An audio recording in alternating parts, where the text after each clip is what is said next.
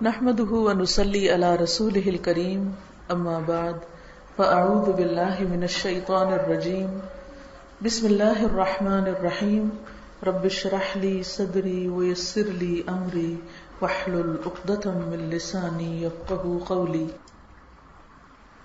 میرے لیے انتہائی خوشی کی بات ہے کہ میں آج آپ سب کے درمیان میں موجود ہوں اور قرآن پاک کی بہت اچھی تلاوتیں سننے کا موقع ملا ہے مجھے۔ میں اندر جب بیٹھی تھی تو آپ سب کی آوازیں، خاص طور پر جو بھی قارئات پڑھ رہی تھیں وہ میں سن رہی تھی۔ اللہ تعالیٰ آپ سب کے علم اور عمل میں برکت ڈالے اور ہم سب کو ان کاموں کی توفیق عطا فرمائے جو اللہ کی رضا کا سبب ہوں۔ اللہ تعالیٰ کا یہ ہم سب پر بہت بڑا احسان ہے کہ اس نے ہمیں قرآن کی محبت دی ہے۔ ہمیں اس محبت اور اس نعمت کی قدر کرنا ہے، اس پر شکر ادا کرنا ہے، اور جس قدر ہم شکر ادا کریں گے اللہ تعالیٰ اور زیادہ نعمت عطا فرمائے گا۔ قرآن مجید ایک ایسا سمندر ہے کہ جس کا کوئی کنارہ نہیں۔ آپ اس میں جتنا بھی غور و خوض کریں، جتنا بھی اس کو پڑھتے جائیں، کبھی بھی یہ دعویٰ نہیں کر سکتے کہ ہم نے اس کا حق ادا کر دیا یا ہم نے اس کو پوری طرح پا لیا۔ اس لیے دوسرے علوم کے برعکس قرآن مجید کا طالب علم مرتے دم تک طالب علم ہی رہتا ہے اور رہنا چاہیے، اور اس کی اس طلب میں کبھی بھی کمی نہیں آنی چاہیے۔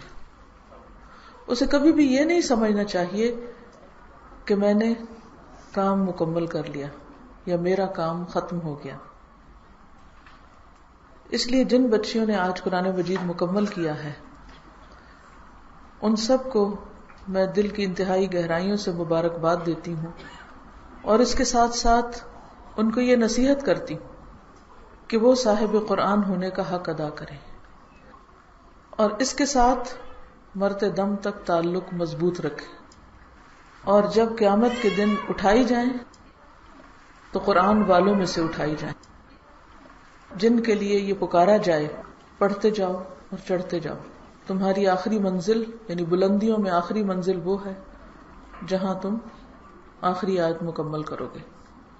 اور یہ بھی کہ جس طرح تم دنیا میں پڑھتے تھے اسی طرح اب پڑھو، تو دنیا میں جتنا بھی زیادہ بہترین طریقے سے ہم اس کو پڑھ سکیں اور ٹھہر کے پڑھیں، ترتیل کے ساتھ، ورتل القرآن ترتیلا،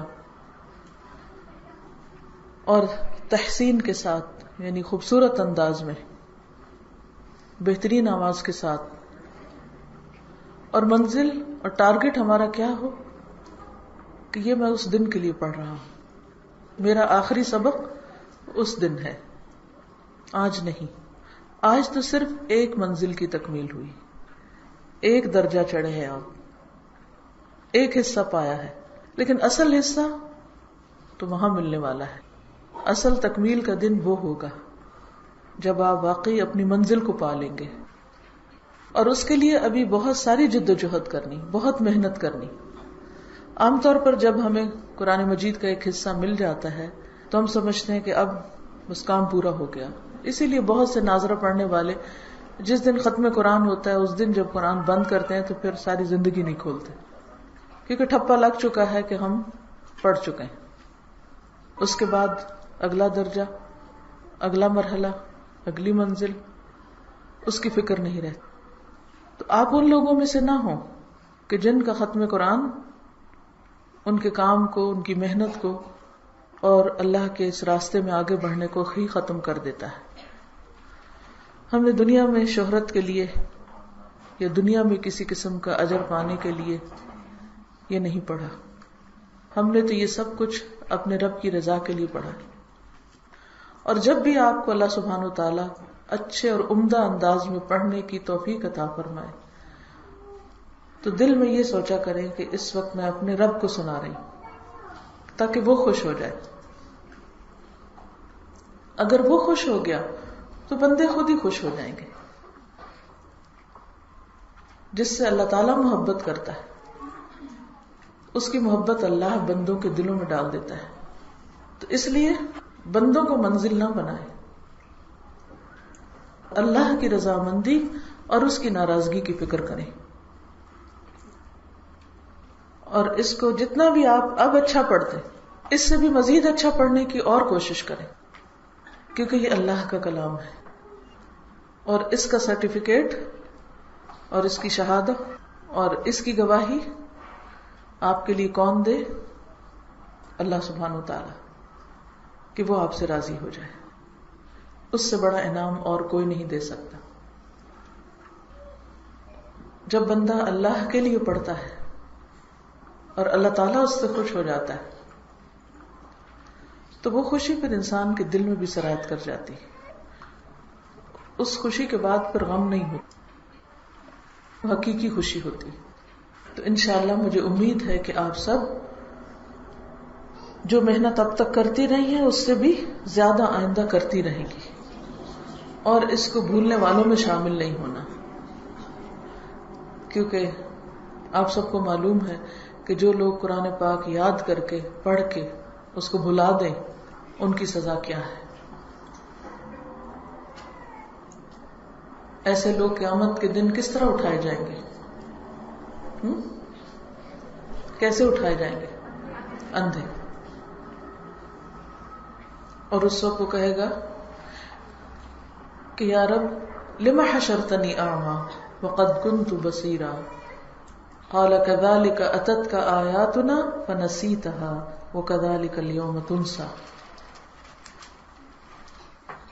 تو ہم نے اس کو پڑھ کر بھلانا نہیں، اس کو یاد رکھنا ہے. کوئی بھی چیز، خواہ شادی ہو، بچے ہوں، کچھ بھی، آپ نے اس قرآن کو نہیں چھوڑنا. اور اس کے لیے آپ کے اپنے اندر موٹیویشن ہونی چاہیے. اس کا فیصلہ خود آپ نے اپنی طرف سے کرنا ہے، کوئی اور آپ کے بہاف پہ فیصلہ نہیں کر سکتا. اگر آپ کی نیت پکی ہوئی تو آپ کا عمل درست ہو جائے گا، کیونکہ انما الاعمال بالنیات. آپ کا اپنا ارادہ پختہ ہونا چاہیے. تو آج کے اس دن میں آپ اپنے ساتھ عہد کریں اور اس پر اللہ کی مدد مانگیں اور اس پر اللہ ہی کو گواہ بنائیں کہ میں اس کو مرتے دم تک نہیں چھوڑوں گی انشاءاللہ. تو آج کی آپ کی اس تکمیل کے موقع پر آپ سب کے لیے چند نصیحتیں ہیں جو حسن بصری نے اپنے طالب علموں کو کی تھی. حسن بصری کون تھے اور انہوں نے کیا کہا؟ آئیں ان نصیحتوں کو دہراتے ہیں تاکہ ہم سب ان پر عمل کر سکیں. حسن بصری 21 ہجری میں مدینہ منورہ میں پیدا ہوئے. نبی صلی اللہ علیہ وسلم کی وفات کے تقریباً کتنے سال بعد؟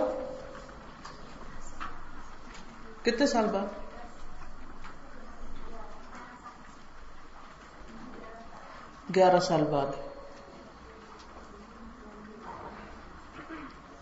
آپ کی والدہ ام المؤمنین حضرت ام سلمہ کی کنیز خیرہ تھی. یعنی آپ کی والدہ خیرہ ان کا نام تھا، وہ ام المؤمنین حضرت ام سلمہ کی کنیز تھی. حضرت ام سلمہ نے ہی ان کا نام حسن رکھا تھا. ام سلمہ کون تھی؟ آپ سب طالب علم بیٹھے ہیں، میں صرف آپ کو پڑھاؤں گی نہیں، پوچھوں گی بھی، آپ کا امتحان بھی ساتھ ساتھ ہے. ام سلمہ کون تھی؟ ام المؤمنین تھی. ان کی شادی کس سے ہوئی تھی؟ حضور صلی اللہ علیہ وسلم سے. حضرت ام سلمہ نے ہی ان کا نام حسن رکھا تھا اور انہی کے گھر ان کی پرورش ہوئی تھی. کن کے گھر؟ ام سلمہ کے گھر. اب آپ سوچ سکتے ہیں کہ حسن بصری جو تھے وہ کتنے خوش قسمت تھے کہ نبی صلی اللہ علیہ وسلم کی زوجہ محترمہ نے ان کو پالا تھا، ان کی تربیت کی تھی بچپن میں، حالانکہ وہ ایک غلام خاتون کے بچے تھے. آپ کے والد یسار حضرت زید بن ثابت کے غلام تھے. اب آپ دیکھیں، باپ بھی غلام، ماں بھی غلام، اور بچہ کہاں پہنچتا ہے؟ اس سے کیا بات پتہ چلتی؟ کہ غلامی کسی کے آگے بڑھنے کے راستے میں رکاوٹ نہیں.